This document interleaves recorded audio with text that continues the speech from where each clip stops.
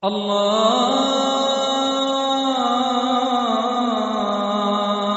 أكبر الله أكبر الله أكبر الله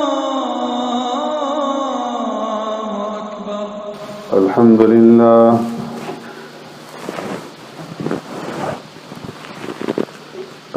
لله نحمده ونستعينه ونستغفره ونؤمن به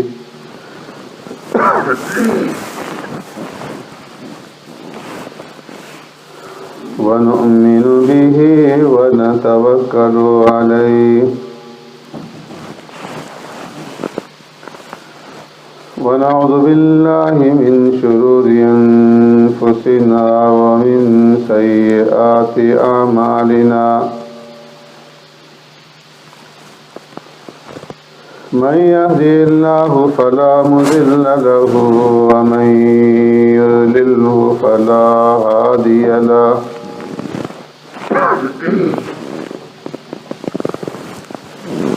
ونشهد أن لا إله إلا الله وحده لا شريك له. ونشهد أن سيدنا ونبينا ومولانا محمدا عبده ورسوله أرسله الله إلى كافة للناس بشيرا ونذيرا وداعيا إلى الله بإذنه وسراجا منيرا.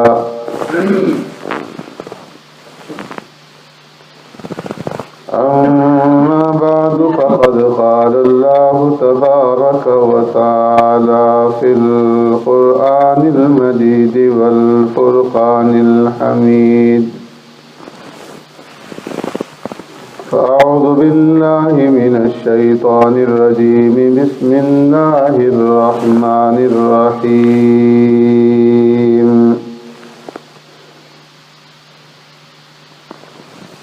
وإذ جعلنا البيت مثابة للناس وأمنا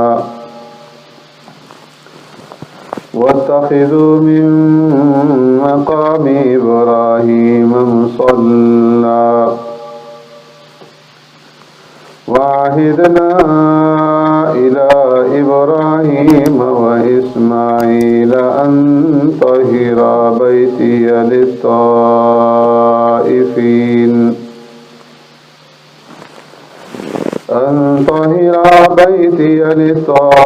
للطائفين والعاكفين والركع السجود.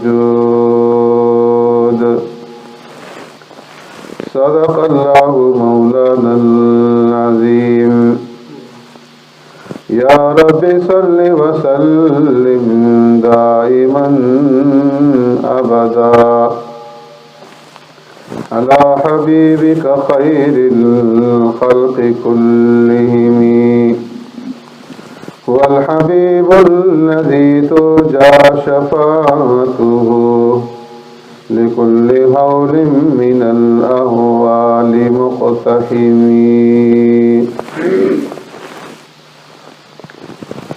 وإذ جعلنا البيت مثابة للناس. और जब बना दिया हमने बैतुल्लाह को लोगों के रुजू होने की जगह, व अमना और अमन की जगह, वत्तखिज़ू मिन मक़ामि इब्राहीम मुसल्ला और हमने हुक्म दिया कि बना लो मक़ाम इब्राहीम को जाए नमाज। वाहिदना इला इब्राहीम व इस्माईल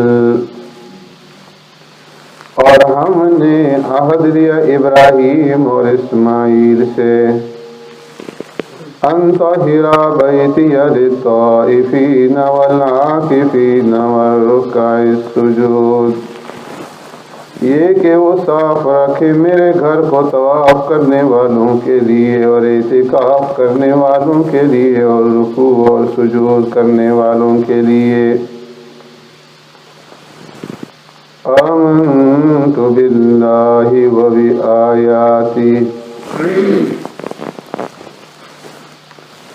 میرے محترم دوستو، بزرگوں، بھائیوں،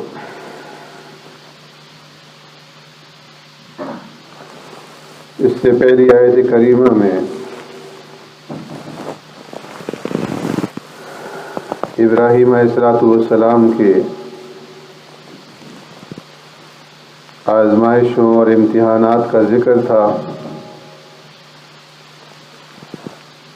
اور ان آزمائشوں اور امتحانات کے بعد ابراہیم علیہ السلام کا ان میں کامیاب ہونا اور کامیابی کے اعلان کے بعد اللہ تبارک و تعالیٰ کی طرف سے انہیں انعام سے نوازنے کا ذکر تھا کہ جب تمام امتحانات میں ابراہیم علیہ السلام کامیاب ہو گئے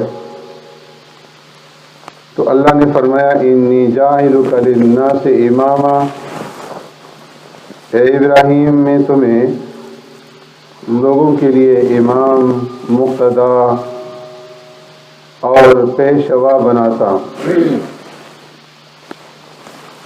امام، مقتدا اور پیشوا اسے کہتے ہیں کہ جس کی اقوال میں اور افعال میں تابعداری کی جائے۔ اس اعتبار سے جتنے بھی انبیاء علیہ السلام آئے وہ اپنے اپنے وقت میں اپنی امتوں کے مقتدا، امام اور پیشوا تھے، اور اسی کا ذکر اللہ نے قرآن کریم میں فرمایا وَجَعَلْنَا مِنْهُمْ أَئِمَّةً يَهْدُونَ بِأَمْرِنَا، کہ ہم نے ان لوگوں میں ائمہ بنا دیے، مقتدا اور پیشوا بنا دیے، یہدون بامرنا، کہ جو لوگوں کو ہمارے حکم سے سیدھے راستے کی طرف رہنمائی کریں، ان کو سیدھا راستہ دکھلائیں۔ تو اللہ نے ابراہیم علیہ السلام کو فرمایا کہ میں تمہیں انسانوں کا امام اور مقتدا اور پیشوا بناتا ہوں۔ تو ان تمام امتحانات میں کامیابی کا انعام اللہ نے اس صورت کے اندر عطا کیا کہ ابراہیم علیہ السلام کو جد الانبیاء، ابو الانبیاء بنا دیا، کہ ان کے بعد جتنے بھی انبیاء علیہ السلام آئے ہیں وہ انہی کی نسل میں سے اور انہی کی اولاد میں سے تھے، حتیٰ کہ پیارے پیغمبر صلی اللہ علیہ وسلم بھی حضرت ابراہیم علیہ السلام کی نسل میں سے۔ بعد میں آنے والے انبیاء کو اللہ تبارک و تعالیٰ نے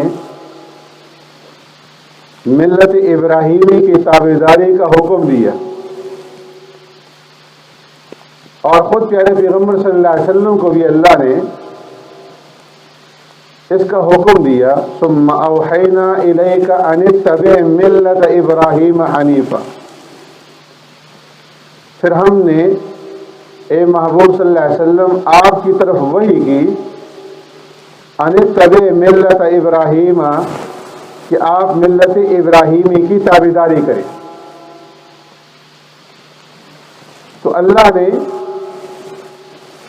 ان کی نسل میں، ان کی اولاد میں انبیاء کا سلسلہ جاری کیا، ابو الانبیاء بنایا، جد الانبیاء بنایا، اور بعد میں آنے والے لوگوں کو ملت حنفیت کی، ملت ابراہیمی کی تابعداری کا حکم دیا۔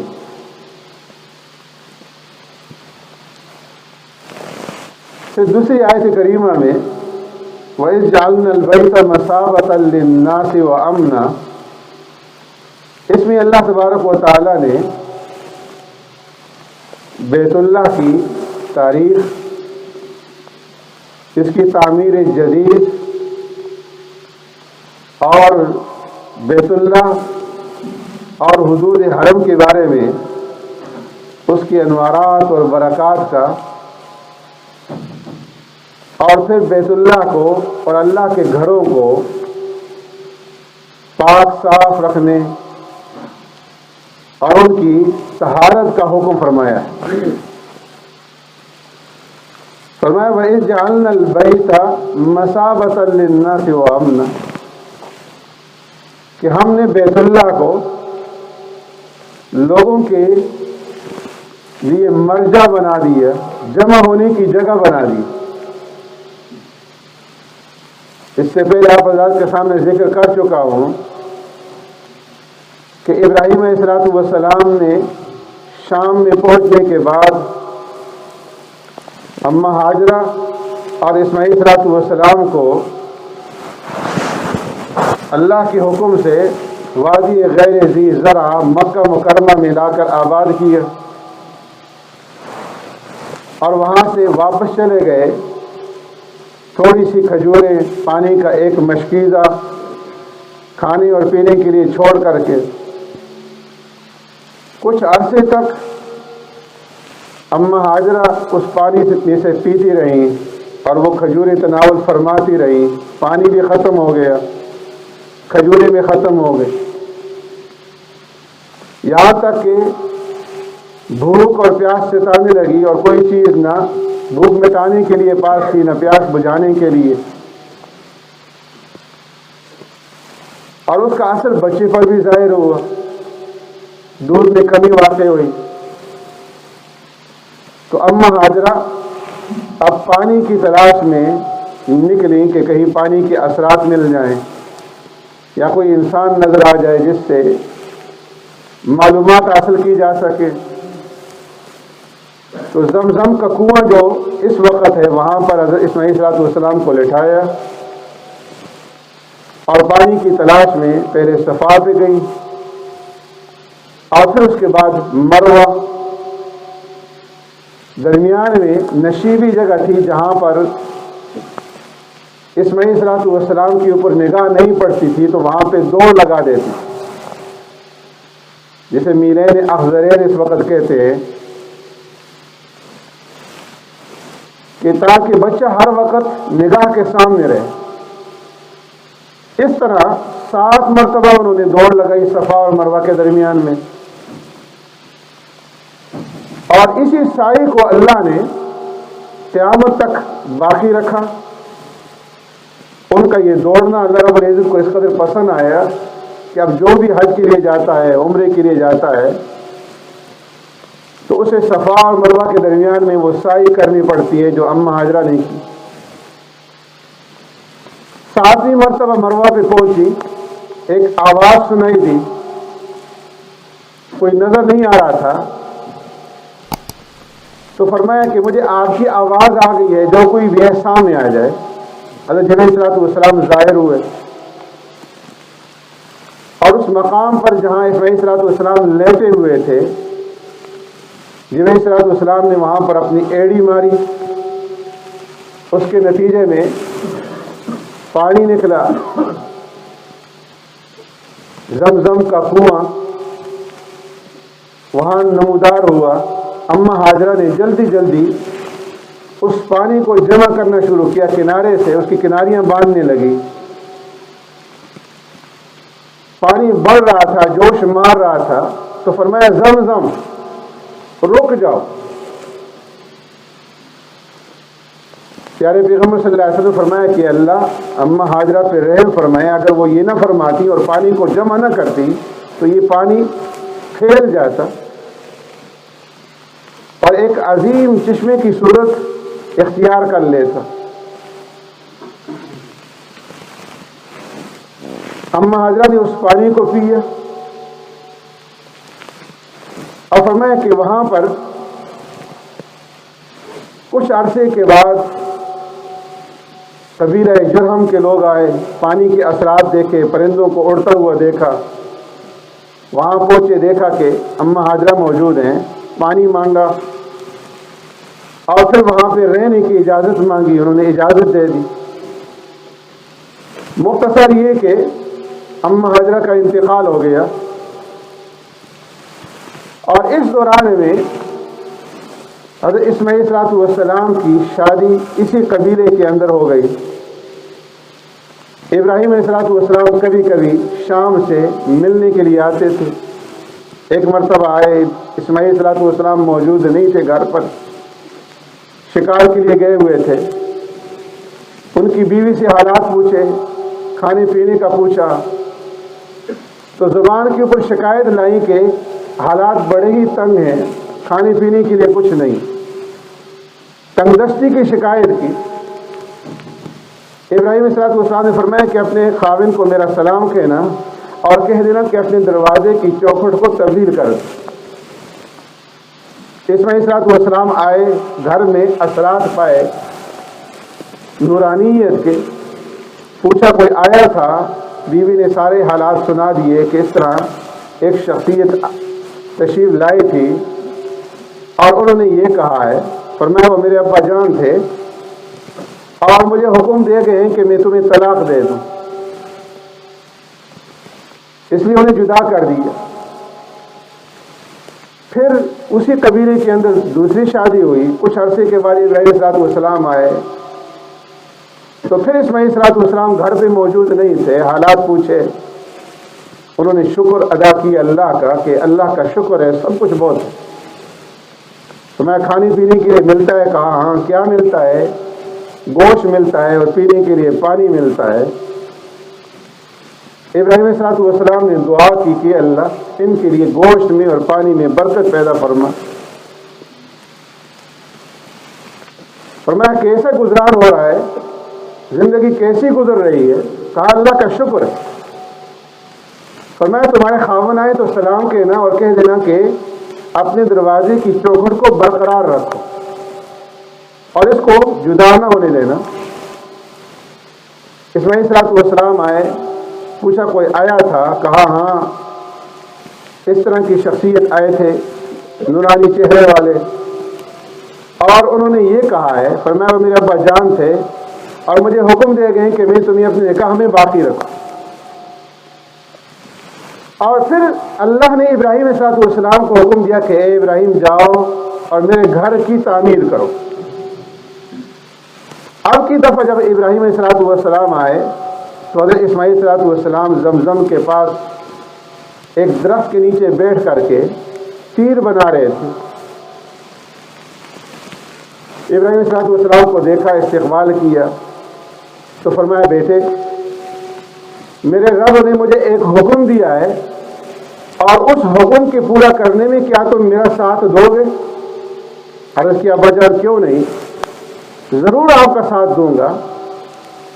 تو ابراہیم علیہ السلام نے اس ٹیلے کی طرف اشارہ کر کے فرمایا کہ مجھے اللہ نے اس گھر کی تعمیر کا حکم دیا ہے، اور اس کا ذکر اللہ فرما رہے ہیں جعلنا البیت مثابۃ للناس وامنا۔ سبحانک اللہم و بحمدک۔